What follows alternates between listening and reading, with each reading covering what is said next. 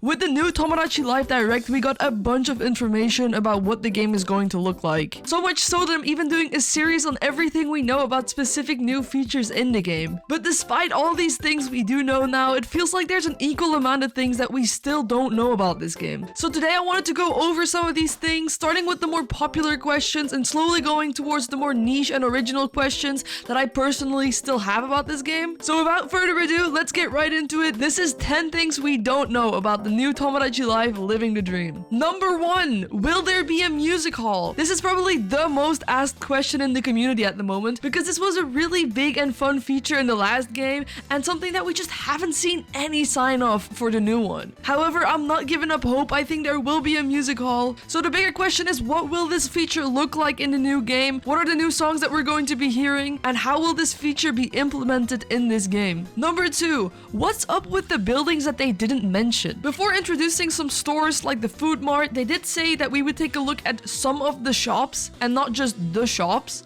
Let's introduce some of the shops that bring the island to life. This could possibly imply that these buildings are some kind of stores, but they could also just be entirely different things. In my last video, I mentioned that the My Treasures store could have something to do with the little quirks feature, the random items we get, or even a mix between the two. Like being able to trade your random items for quirks. But after putting some more thought into it, it could also be a place where we can buy hobby items for our Miis. Previously, this was gifted to our Miis when they level up, but since there seems to be so many of them in this game, purchasing these items in stores also seems like a reasonable possibility. Number 3, talking about the little quirks feature, however, how big of a role will this feature play in our game? Will it just influence the way the Miis act, or will it also change the way they interact with the world and each other? How many different types of quirks are there? How will we obtain them? How will we give them to our Miis? There's so many questions that can still be asked about this feature. If you are interested about the few things that we do already know about this feature, I recommend watching this video after you're done with the current one. Number 4, how big will the censorship in this game be? Are you allowed to suggest any talking topics? Are you able to draw anything? It will be hard for them to censor literally everything, especially with the painting feature. So will there be censorship at all? Or will they just give us the same freedom as in the previous games? Number 5, will there be future updates or DLC once the game releases? Or will they just release it and then not update it anymore at all? Lots of Nintendo games nowadays, even Switch 1 games, still get regular updates to this day. Will they also give Tomodachi Life updates, like maybe the music hall or seasons coming in one of those later updates? Or will they just make a really big game at launch and then not update or add anything later on? I mean, with the Switch 2 recently releasing, it's only normal for Nintendo to focus on Switch 2 specific games and game updates. Honestly, I don't know which one I'd prefer. What do you guys think? Would you rather have a full fleshed out game at launch, knowing that there won't be any updates at all? Or would you rather get a little less polished game at launch with some more updates later down the line? Number 6, will there be some sort of family tree or any way at all to make sure our Miis don't date their IRL relatives? I mean, you can technically make your Miis not be attracted to anyone, but will that be the only way for us to make sure our Miis won't accidentally fall in love with their relatives? On one side, I understand that giving you the option of which Miis absolutely won't date other Miis takes away from the randomness and humor of the game, but on the other side, I'd prefer if Miis don't just start randomly dating their siblings. Quick interruption, remember to check if you're subscribed if you haven't already. I make a lot of Tomodachi Life videos like this one and I'm trying to reach 1k subs before the game releases. Anyway, let's get on with the video. Number 7, what is up with those mailboxes? I cannot be the only person who has noticed them. I mentioned this in my very first Tomodachi video and to this day I still believe that they can't just not be an interactable thing.